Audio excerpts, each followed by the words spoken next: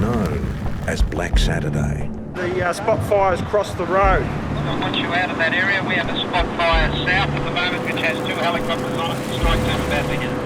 And it would rewrite the record books. We're in uncharted territory and our weather conditions are as bad as they can get. This was a day well beyond anything that anybody had ever had or predicted. Something happened that day. It's changing. I've been in meteorology for nearly 40 years now. I've never seen fires move like that. There it comes. It turned Australia's bushland into a hell on earth. It was like someone turned a volcano on its side and was shooting it at you. Even the best prepared couldn't escape. It has been completely vaporised, and you get to realise that it was impossible to get out for the people. More than 170 people lost their lives when nature turned terrifying. But the powerful forces unleashed that day were forged well before Black Saturday. They were born in the skies days, weeks and months before. This is the story of weather at its deadliest.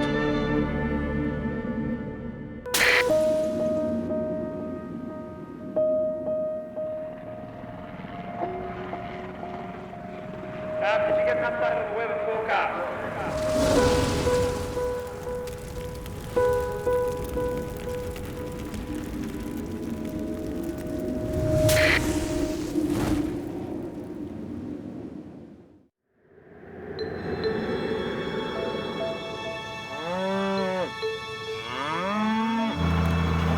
Rural Victoria attracts all sorts of people.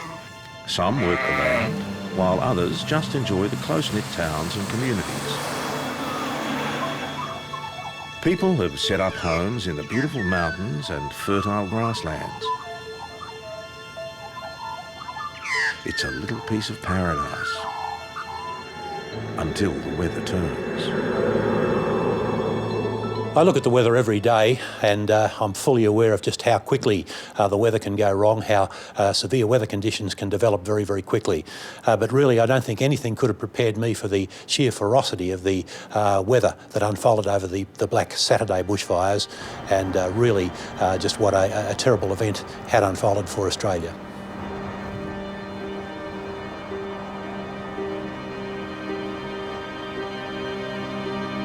Sunday morning, February the 8th, 2009. The horror of the night before, one of the most deadly in Australia's history, is slowly dawning.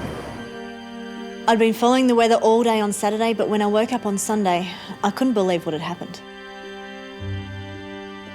The story kept revealing itself all day and into the night, and then continued into the Monday morning. As reports filter in, it seems the impossible has happened. Whole towns have vanished, their residents missing. Fire has wiped out entire communities north of Melbourne. King Lake in central Victoria was one of the worst areas to be hit. It will be days before the devastating toll is realised. More than 170 confirmed deaths, more than 7,000 homeless. 400,000 hectares scorched. Well, everybody's asking how could these terrible events have taken place? And really, to answer that, you've got to step back in time, look at the events that led up to Black Saturday and place that in the context of Victoria's unique meteorological conditions.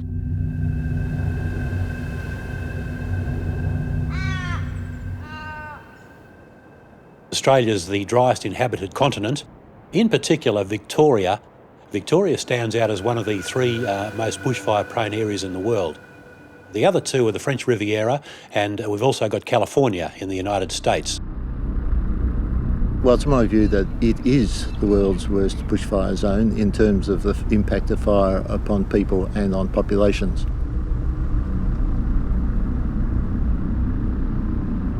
In the last 100 years or so, up to Black Saturday, there have been about 600 bushfire deaths in Australia in 100 years.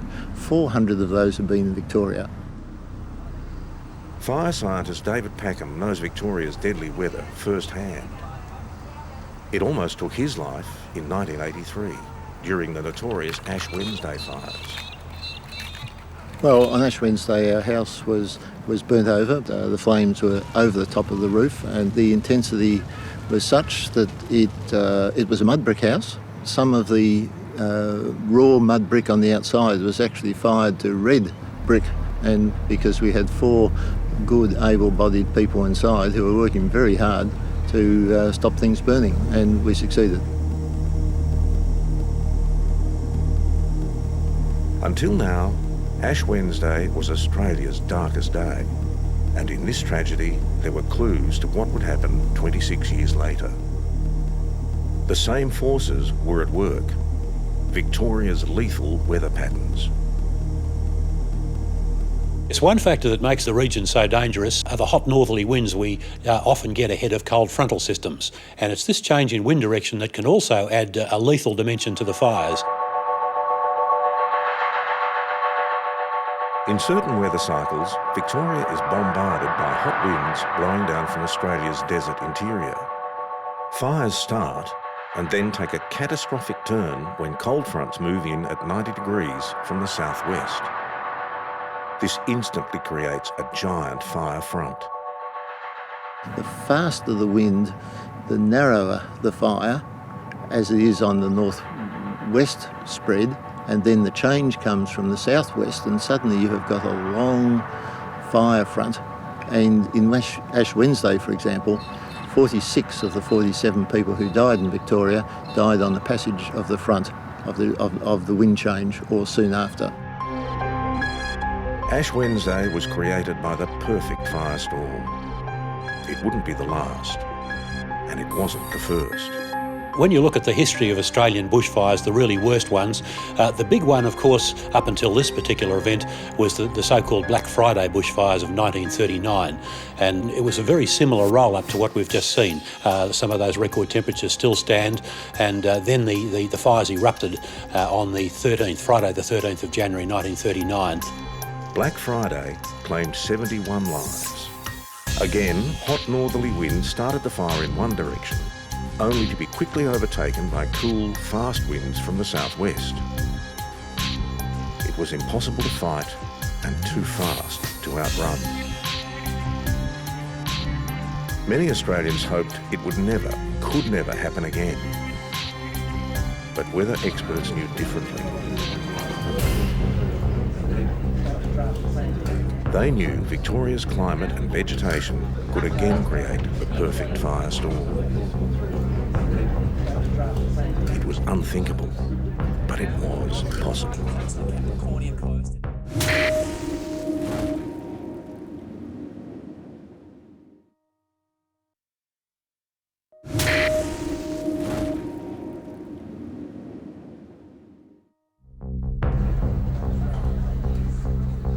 With a dark history of megafires, the end of 2008 is ringing alarm bells for meteorologists like Dick Whittaker and Jane Bunn.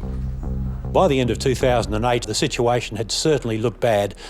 Things were very, very dry and very hot across southeastern Australia, including Victoria, and the actual fire situation was certainly starting to ramp up. For Victoria, what a tough day. It is going to be a tough week. We were coming off the back of 12 very dry years in Victoria. Melbourne had just endured their second driest January ever, and were in one of their driest spells with no rain at all.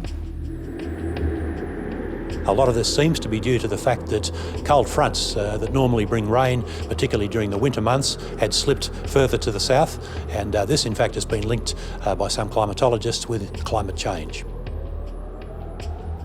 We've seen green paddocks turn to the colour of straw, and we're also seeing the Australian bushland under considerable heat and dryness stress, dropping more leaves to the forest floor and increasing the fuel load.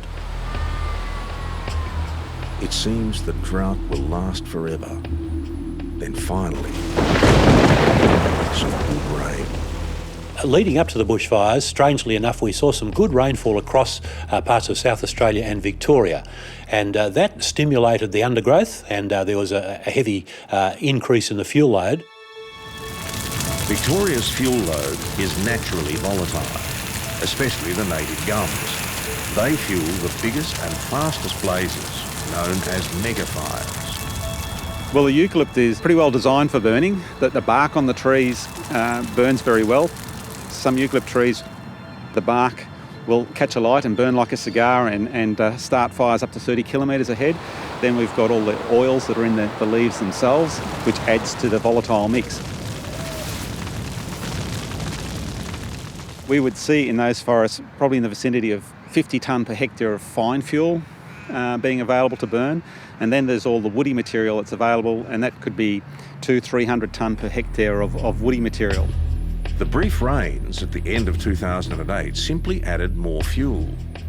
It stimulated growth that soon died when another hot spell set in. Well, the good rains we saw across many parts of Victoria during December abruptly turned off during January and February and were replaced by almost completely dry conditions, rocketing temperatures, and everything dried out. It was a disaster just waiting to happen. A perfect storm of heat, low humidity and strong winds had created both the Black Friday and Ash Wednesday fires. And by early February 2009, it seems the weather is conspiring again. Yes, all of the ingredients are very reminiscent of the Black Friday bushfires and Ash Wednesday. It's been a horrible lead up to summer. We've had virtually no rain, but then we had a little burst during December. That promoted growth, and now a heat wave like this drying out the vegetation. Wind like this and pure sunshine evaporates about 10 up to 15 millimetres of moisture per 24 hours. This is going to be a very tough end to summer 2009. We saw hot, dry, northwesterly winds pouring down from Central Australia right across Victoria. They were ahead of this cold front approaching from the Bight and a blocking high out in the Tasman Sea. These hot, dry winds really brought temperatures right up, humidity's down. They turned Victoria into basically a boiling pot.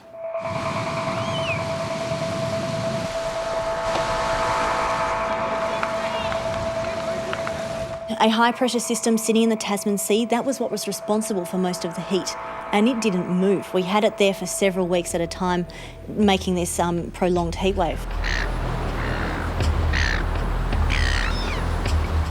In the week before the fires, we saw an unprecedented heat wave start rolling across southeastern Australia. We saw a big spike in heat-related deaths amongst the population, record demand in energy, and also record temperatures spreading right across many parts of South Australia and Victoria.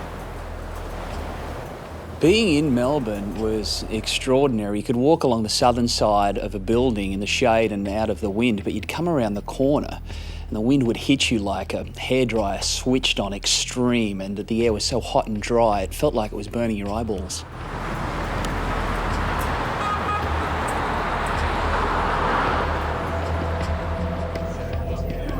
Experts fear the worst. The Country Fire Authority and its thousands of paid and volunteer firefighters are on high alert.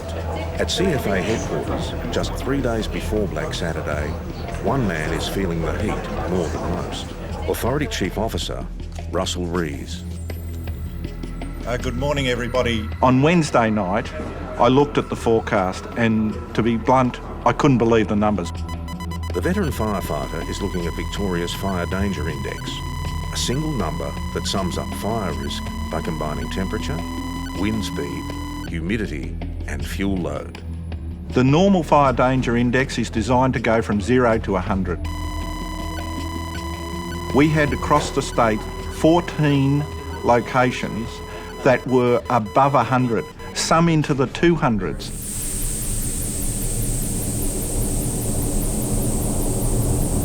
After a string of 40-degree days, when many think it can't get any hotter, it does. As soon as the sun cracked the horizon, it was 34 degrees and it's just been rising ever since. It's just basically horrible. We're coming to you live on the Weather Channel with the news that we have literally just broken this Melbourne heatwave record in the last few minutes. Jane. That's right, it is confirmed. We're now on 43.1 degrees. Melburnians have had to endure 3 days in a row over 43 degrees. Now, this is unprecedented in Melbourne's history, and that goes back over 150 years.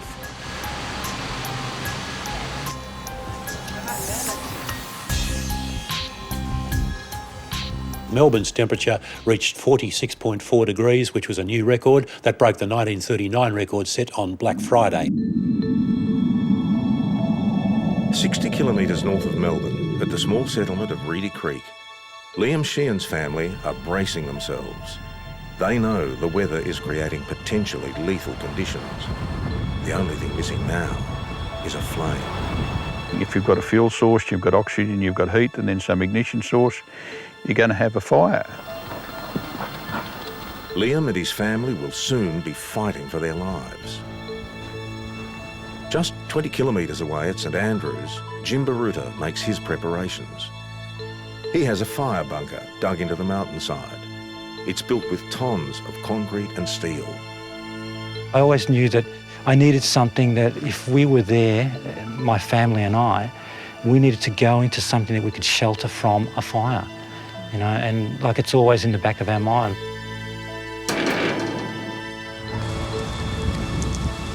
An entire state is on edge.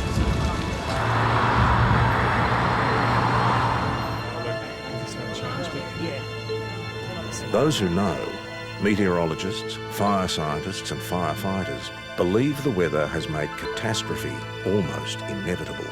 If last week didn't stuff the fuel in the state of Victoria, nothing ever will. On Friday, February the 6th, CFA's Chief Officer Russell Rees gives a briefing he's never given before.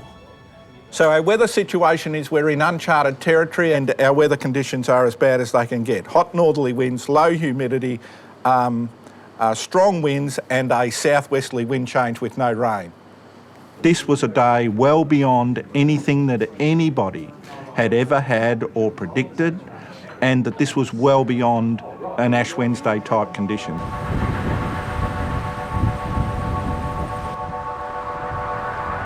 Until now, the deadly weather has held its fire. Despite the heat, only 2 small bushfires have broken out and both are under control. But tomorrow, Saturday, February the 7th, weather forecasts predict a cool change might be on the way. To many, it feels like a sign of relief. To those who remember Black Friday and Ash Wednesday, it spells disaster. It definitely rang alarm bells. You were looking at gusty northerly winds. You were looking at extreme temperatures.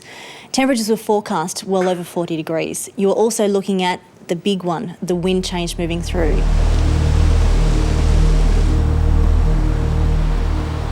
A weather time bomb is about to explode. A deadly recipe of weather conditions is bringing the heat wave of the century to a climax on the weekend. So far, we've escaped without serious bushfires raging out of control, but now increasing wind will add a lethal element that has authorities on red alert.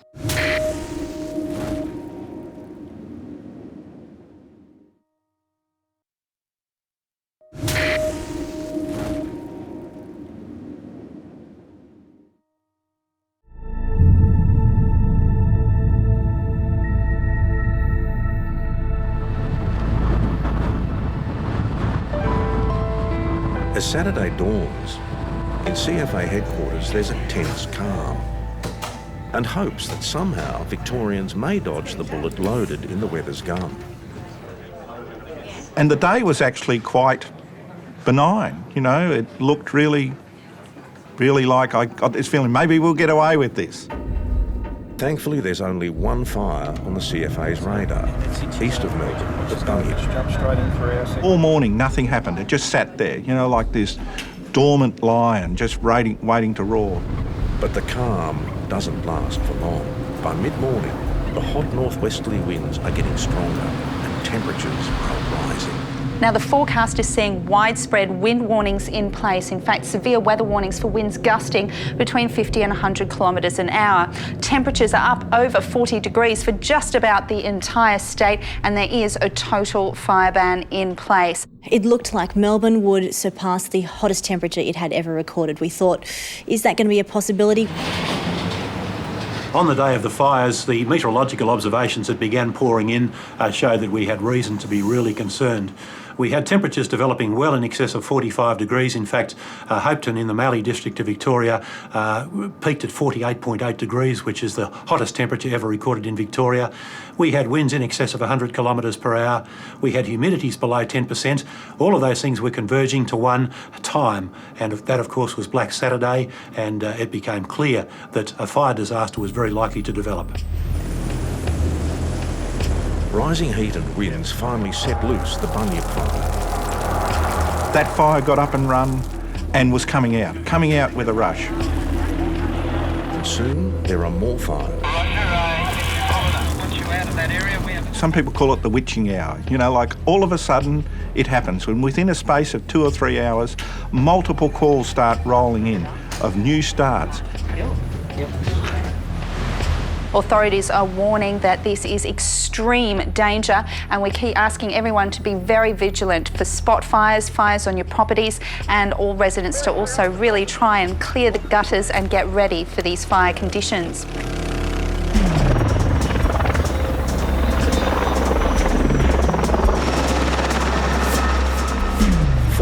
Temperatures and roaring hot winds fan any flame into a firestorm. We knew it was going to be an extreme bushfire day, but once those fires got going, they were just moving with breathtaking speed. I've been in meteorology for nearly 40 years now. I've never seen fires move like that.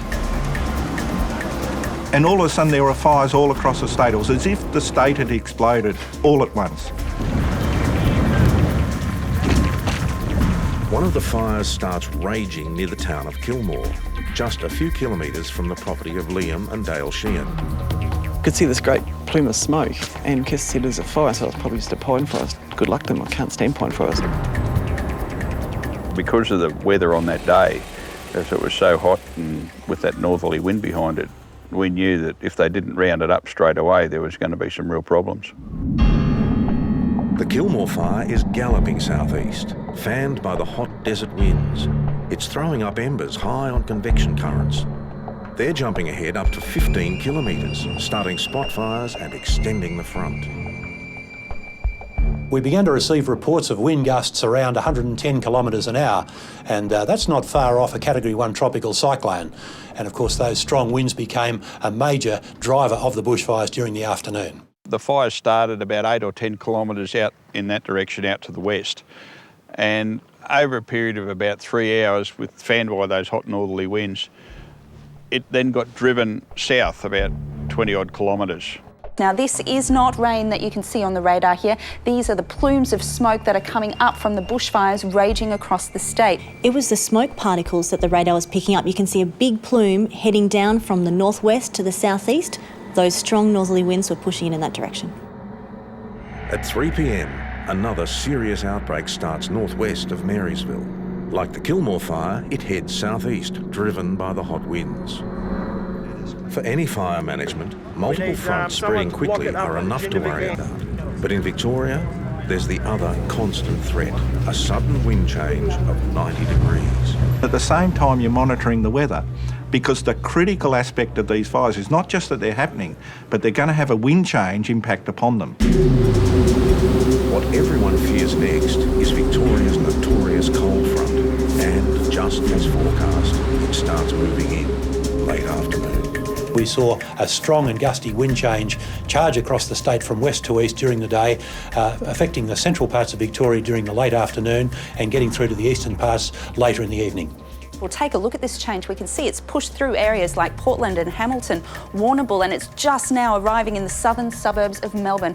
Melbourne, after reaching 46.4 degrees earlier, is now sitting on 30 degrees. So people opening up the houses, strong northwesterly winds ahead of them, blowing over the fire areas at the moment, and that's going to be a real problem for firefighters tonight.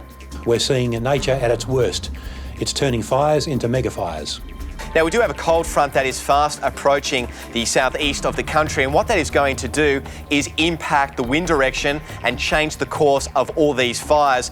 We've got extreme fire weather happening out there now. It's currently impacting fires. What sort of effect will the actual change in wind direction have on the fires? Well, at the moment, the winds are coming from the northwest, so any fires that you've got burning are moving down into the southeast. We do have a wind change coming, so that means they will turn southwesterly. All of that land that is burnt is going to push that fire straight out in this direction. So anyone who is to the northeast of this, that is a dangerous area, and you should be preparing now.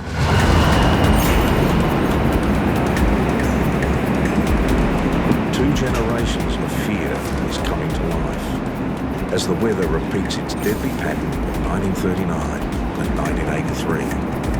Now, residents in these areas should be preparing right at this very moment. Put your bushfire survival plan into gear. Make a decision whether you are going to stay and fight the fire and protect your home or evacuate the area. Here it comes. East of the Kilmore fire, Jimbaruta records the devastating force unleashed by the changing winds. Oh, it's changing. It's coming towards me. It jumped about 10 kilometres in about 10 minutes. And then from there, when it came towards the front of the house, I had the fire coming up on my right-hand side all along the ridge. It was burning all the undergrowth. Oh, the house on fire next door. The front came over the first hill in the front of us and then just straight up the front across the lawn. And that took about 10 seconds for that half-kilometre rush.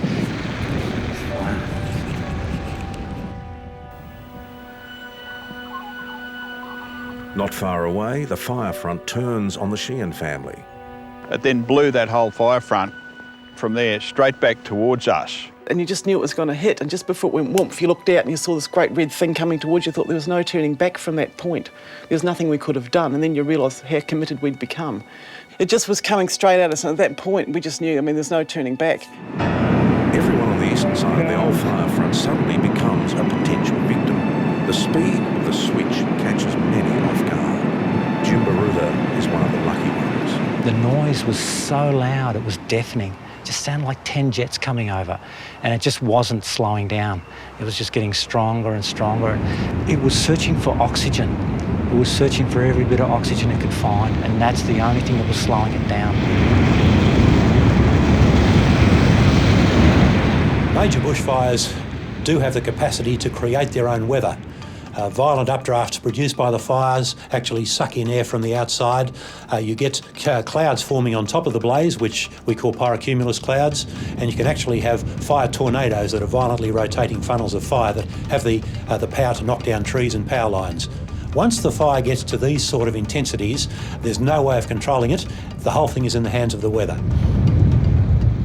My daughter described it. She said it's like someone turned a volcano on its side and was shooting it at you. Everything was on fire, it was rolling past me, and then I thought I have to walk back to the shelter where I have a bunker.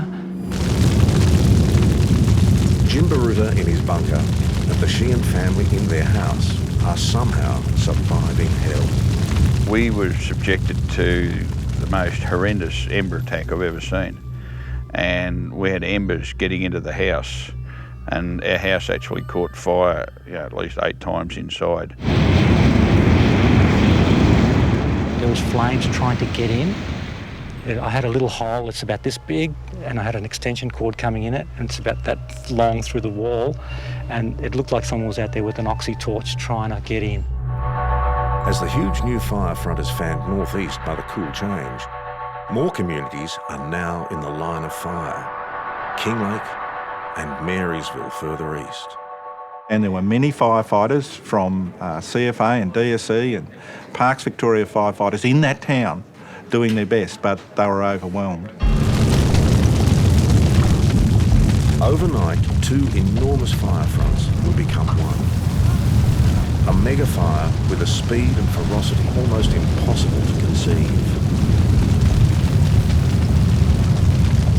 If you can imagine the wall of fire moving towards you and take a metre slice of that, then the energy that's coming out of that metre of fire is measured in megawatts.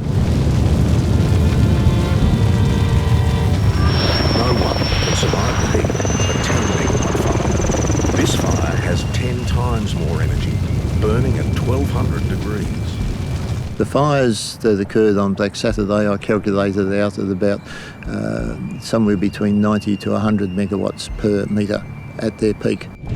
Overnight, unimaginable horror approaches the mountain towns of Marysville and Kinglake. The fire accelerates as it races uphill.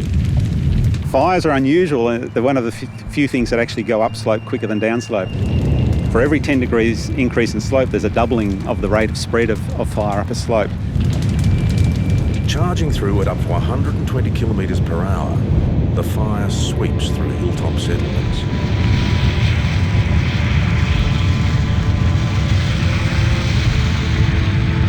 Clearly the indications are Marysville's suffered late into the Saturday night, and our firefighters have fought valiantly there, and the pre-planning was put into place to make sure our firefighters and as much as possible the community remained safe. I mean, it was a traumatic experience for many, many people. 40 metres to the west. I want you out of that area. We have a spot fire south at the moment, which has 2 helicopters. Mountain topography is making things worse. Microclimate becomes more unpredictable and intense.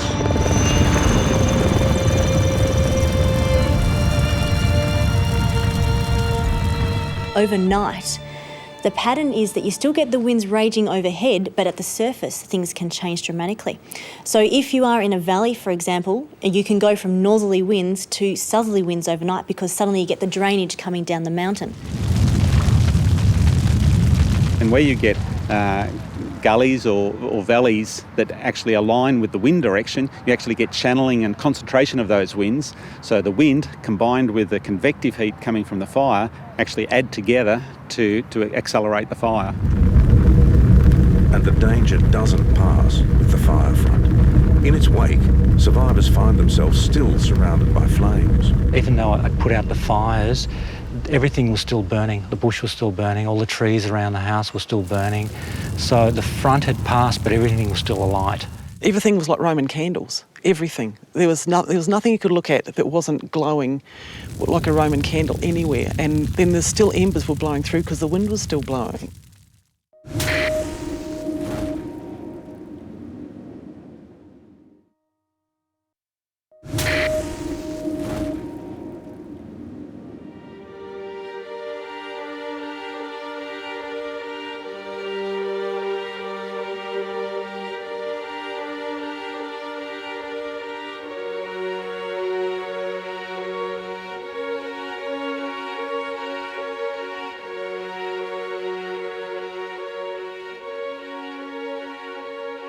I'd been tracking it on the Saturday. We were thinking that the wind change as it came through would be exceptionally dangerous for whatever fires were burning, but when I tuned in on Sunday morning, I was speechless to see what had actually happened.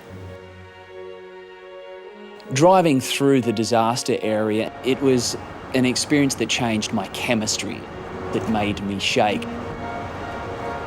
Now, Gav, it's been quite a horrific morning. Can you give us a bit of a description on the sort of situation on the ground? What we've seen is like nothing else that you would ever see after a normal bushfire. It has been completely vaporised, and you get to realise that it was impossible to get out for the people because there's massive trees that are downed by the winds. They're all just bending over like a nuclear bomb has gone off.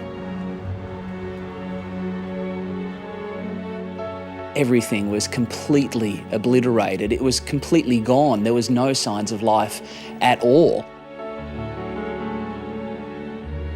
It wasn't just house after house, it was property after property, then kilometre after kilometre, then town after town. It just went on. And that was the biggest shock to the system of just how widespread this event had taken itself.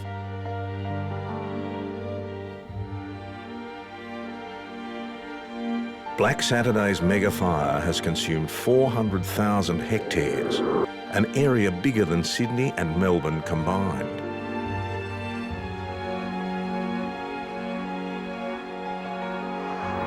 At least 170 people are dead, more than 7,000 left homeless. We've lost the four houses in here, and the guys have done a remarkable job saving the rest. Yeah, no.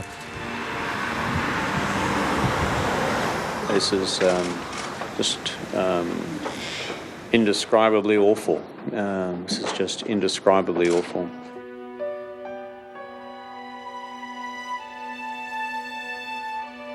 The country's reminded the destructive power of weather and fire dwarfs any human weapon. If you compare it to the amount of energy given out by the bomb that was used on Hiroshima in the Second World War, we'd have several hundred atomic bomb equivalents. And if you were able to capture the energy that was released from these fires, it would be enough, if you could turn it into electricity, to drive all the industry and all the domestic electrical use in Victoria for 2 years.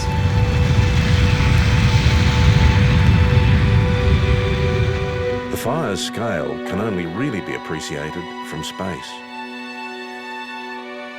We had reports days later of smoke haze being felt as far inland as like central Queensland, so it went that far.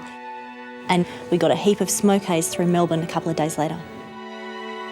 It's going to take more than 100 years for a lot of those areas to recover. So in our lifetime, we won't see a lot of those forests in the same condition that they were before these fires. So there's been some very long-term changes taking place. Although it's Australia's worst firestorm, there's something frighteningly familiar about Black Saturday: the weather. Why did this one end under such tragic circumstances? It comes down to the frontal systems. During the heat wave, everybody wanted to cool down. We were waiting for the southerly. But like Black Friday and Ash Wednesday, most of the loss of life and property occurred during the change. We have been through a phenomenal weather and fire event. A natural disaster, probably unprecedented. So you've got all of the ducks lining up in a row to give us an environment that the fire services were surely tested. But the wind change, we will be under threat at some time.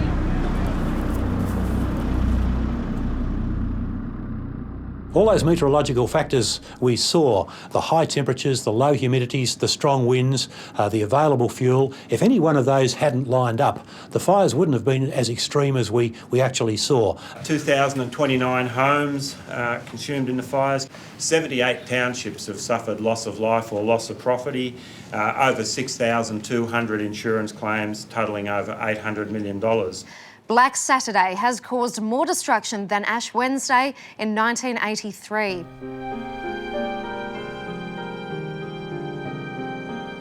The weather has a deadly history in southeastern Australia, as if each generation is doomed to suffer.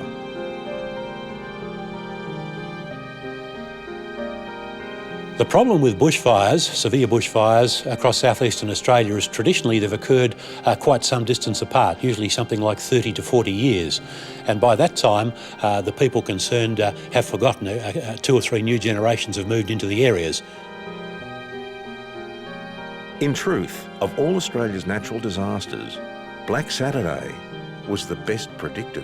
We had extreme fire danger forecast for that Saturday. We knew it was coming a long way out. Yet, despite our forecast technology and minute-by-minute updates, so many people perished. So many communities were lost. Something went fundamentally wrong. This continent of ours, the driest continent on Earth, maybe we have to think a little bit harder about how we go about preparing and living in this type of environment. A Royal Commission will attempt to find answers for the tragic loss of life. Those answers are sorely needed because experts say megafires can and will happen again. I think it's quite likely that we're going to see events like Black Saturday again. History tells us that we're going to have a combination of drought with high winds and dry, hot conditions.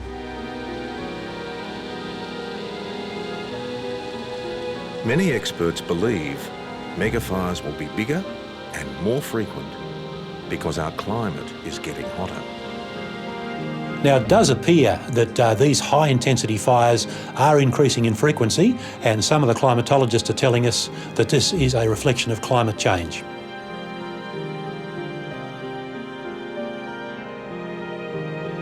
I'm very worried about the future. I happen to be a person who believes that climate change is real and that it's having a very real impact on the nature of the bush and the nature of vegetation in southeastern Australia.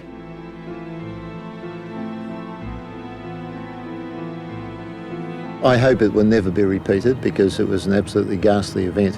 However, I've got to say that unless we control our fuels, it will be repeated.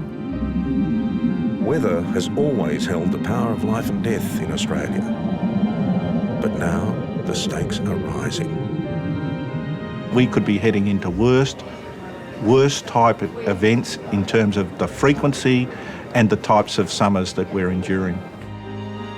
What we want to do now is to really get this right. How do we look at the forecast? How do we get people to safety? The bottom line is we've got to save lives when confronted with a similar situation, because one thing we can say with certainty is that this will happen again.